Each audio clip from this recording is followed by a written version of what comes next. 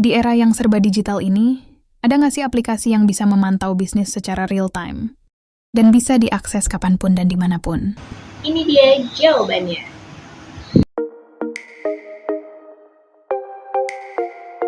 Hai sahabat HD Retail, dimanapun kalian berada. Di video kali ini aku akan menjelaskan bagaimana cara memonitoring bisnis secara real time dimanapun dan kapanpun melalui aplikasi HD POS. Nah, aplikasi HD POS ini itu didesain buat para pengusaha-pengusaha sukses yang ingin memantau bisnisnya secara real time dan bisa diakses dimanapun dan kapanpun. Nanti aku akan jelaskan ya bagaimana fitur-fitur yang ada di HD POS, bagaimana cara login di aplikasi software kasir HD POS, dan apa sih kelebihan dari aplikasi software kasir HD POS ini. Nanti aku akan bahas satu persatu fitur-fiturnya. Mari kita cek untuk video kali ini. Di video kali ini aku akan menjelaskan bagaimana cara login ke website HD POS. Jadi pertama-tama kita buka dulu untuk Google Chrome-nya. Kita ketikkan untuk websitenya hdpos.com.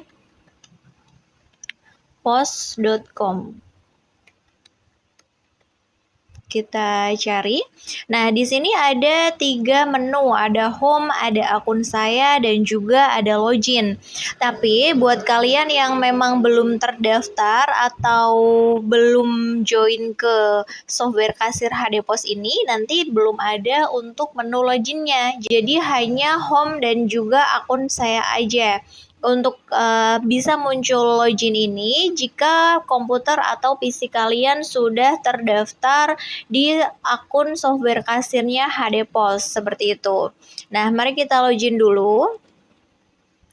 Kita masukkan untuk user dan juga passwordnya. Nah, di menu utama software kasir ini ada transaksi, ada input data, ada stock opening, ada laporan, keuangan, dan juga setting. Nah, pertama-tama kita akan coba input data terlebih dahulu. Kita input data supplier terlebih dahulu. Misalnya nama suppliernya PT Sejahtera Abadi. Untuk ID suppliernya kita singkat saja PT Sejahtera Abadi. Nah, untuk faktur pajak ini tergantung nanti dari suppliernya ada fakturnya atau tidak. Jadi pilihannya ada atau tidaknya bisa dipilih saja. Alamatnya boleh diisi, misalnya Blora. Atau kalau misalnya memang tidak ada, tidak usah diisi. Untuk nomor handphonenya juga opsional. Kalau mau diisi bisa, kalau tidak pun juga tidak masalah. Terus kita save saja. Untuk data produknya juga bisa kita inputkan. Untuk kode produknya, kita mau mengisikan kode produk buku. Jadi buku tulis dimasukkan untuk kode produknya dulu. Misalnya kode produk untuk alat tulis itu 120. Jadi tinggal diketikkan 120, setelah itu ditekan F2. Itu untuk mengurutkan produk yang sudah ada di jenis buku tulis tersebut. Jadi bisa diketikkan 120 plus F2, tapi kalau misalnya inputnya di laptop itu biasanya diketikkan kode produk plus FN F2, seperti itu. Nah, kita masukkan kodenya dulu. Sudah, barcode-nya sudah kita masukkan, setelah itu kita berikan nama. Nah, untuk nama produk ini itu akan berisi 3 kategori. Jadi untuk nama produknya apa, variannya apa, setelah itu untuk gramasinya berapa, seperti itu. Nah, berhubung ini produk buku tulis, maka kita tuliskan saja namanya buku batik. Ini untuk yang covernya batik ya. Buku batik mini karena ini kecil. Lalu untuk isinya 200 lembar.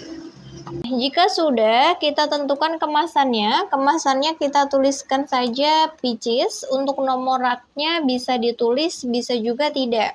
Nah, untuk harganya sendiri, ini termasuk PPN atau tidak, itu bisa dirubahkan di sini. Kalau ya dipilih ya, kalau tidak juga bisa dipilih tidak. Nah, berhubung ini untuk dari suppliernya ada PPN-nya, jadi kita ketikkan ya, harga sudah termasuk PPN. Untuk harganya kita tentukan terlebih dahulu, misalnya kita kasih harga 10.000. Nah, untuk marginnya berapa? Untuk marginnya misalnya kita ambil 15% untuk alat tulis. Nah, jadi berhubung di harga jualnya ini nanti otomatis keluar, jadi harga jualnya munculnya 12.750. Ini bisa kita rapikan misalnya jadi 13.000. Nah, setelah itu disimpan.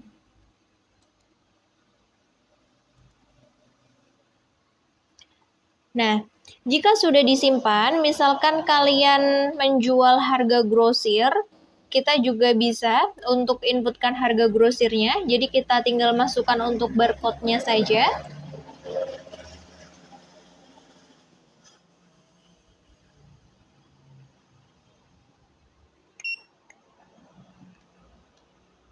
Kita tentukan untuk harga grosirnya ya, misalnya untuk quantity 6.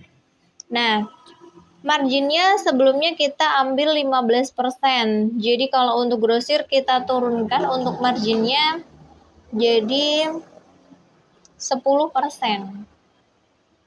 Untuk harga normal 78.000.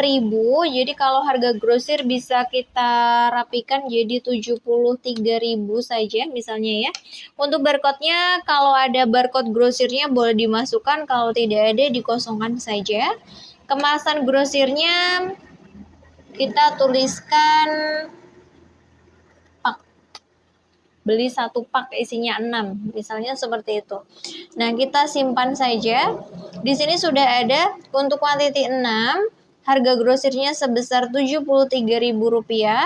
Untuk kemasannya nanti pak. Sudah. Nah, kalau untuk jasa atau diskon itu digunakan ketika toko tersebut melayani misalnya ada melayani jasa laundry. Kalau misalnya dari pihak laundrynya itu diberikan harga 5.000 per kilo, misalnya minimarket tersebut jual dengan harga 6.000 per kilo, nah itu termasuknya jasa. Nanti tinggal dimasukkan saja untuk kode jasanya berapa, nama jasanya apa, untuk harganya berapa, untuk harga dari pihak laundrynya berapa, seperti itu. Nah, untuk menu paket sendiri ini nanti digunakan untuk menjual paketan barang. Misalnya untuk promo sekolah itu misalnya nanti menjual buku batik sama spidol misalnya. Jadi untuk isi paketnya apa saja, kita masukkan kode barangnya. Setelah itu kita masukkan kode spidolnya. Nah, untuk kode paketnya berapa? Misalnya kode paket alat tulis itu 20 plus F2. Setelah itu nama paketnya misalnya paket sekolah. Nah, harga satuannya kita tulis. Ini all totalnya kan 22.000. Harga paketannya kan otomatis lebih murah. Jadi, kita berikan harga 20.000. Setelah itu kita simpan. Nah, untuk mengetahui daftar paketnya ada di mana, kita bisa klik daftar paket. Nah, di sini nanti tinggal dicari saja untuk jenisnya apa. Misalnya alat tulis kan tadi di kode 120. Jadi diklik saja. Ini ada namanya paket sekolah yang kemasan 22.000 tapi harga jualnya jadi 20.000. Ini diklik saja isinya apa, ini sudah ada. Seperti itu. Kalau mau menghapus silakan bisa diklik hapus paket. Begitu ya. Nah, untuk menu poin sendiri ini adalah menu yang digunakan untuk set setting poin. Jadi berapa rupiah yang bisa ditukarkan pelanggan untuk mengurangi total pembelanjaan. Seperti itu, misalnya pembelanjaan 10, setiap pembelanjaan nilai 10.000 itu akan mendapatkan 1 poin.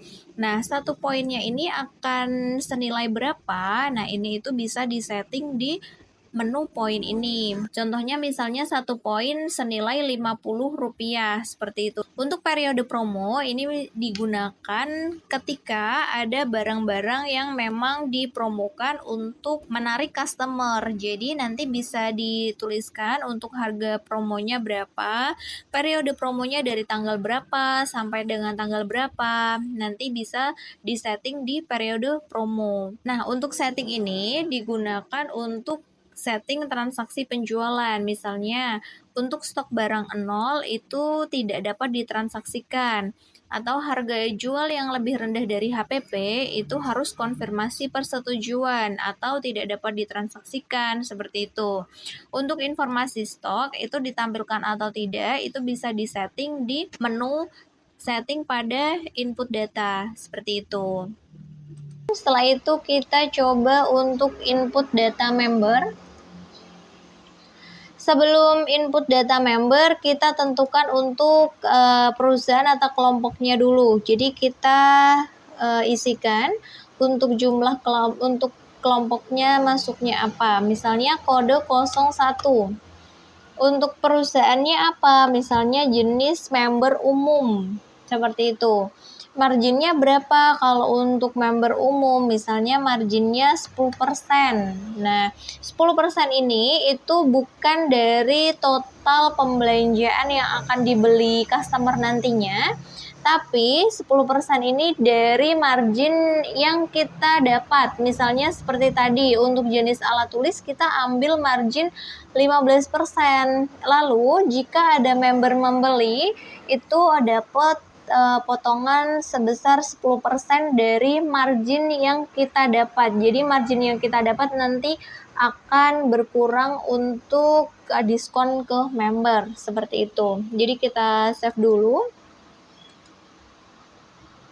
Nah, untuk perusahaannya sudah terpilih umum, nomor membernya misalnya kita berikan nomor handphone, kita tuliskan saja nomor handphonenya. Setelah itu nama membernya misalnya Anggun. Untuk alamatnya mana? Misalnya alamatnya Bekasi. Nomor handphonenya kita tuliskan saja. Kita nomor member pakai nomor handphone saja biar tidak akan sama. Jadi untuk customer sendiri yang mengetahui nomor membernya. Setelah itu kita simpan saja. Nah, data member sudah, sekarang ke data kartu. Data memasukkan untuk data kartu yang dimiliki oleh toko. Misalnya layanan apa saja yang memang ditawarkan. Misalnya ada kartunya, kode kartunya berapa, misalnya 01. Nama kartunya misalnya BNI. Lalu untuk penerbitnya Bank Negara Indonesia. Misalnya seperti ini. Nah, nanti kita save saja untuk data kartunya. Setelah itu untuk cetak label itu kita masukkan untuk kode barangnya berapa. Nah, ini nanti yang akan dicetak untuk diletakkan di price card atau mika harga, seperti itu. Nah, untuk karyawan, ini adalah menu yang digunakan untuk absensi karyawan. Jadi nanti kita masukkan dulu untuk data karyawannya berapa, untuk nomor kartunya berapa, nama karyawannya siapa, alamatnya di mana, nomor handphonenya berapa, nanti disimpan untuk absensi, seperti itu. Nah, itu saja yang bisa aku bahas di input yang ada di software kasir HD Pos ini. Jadi untuk di menu-menu selanjutnya kita bahas di video berikutnya.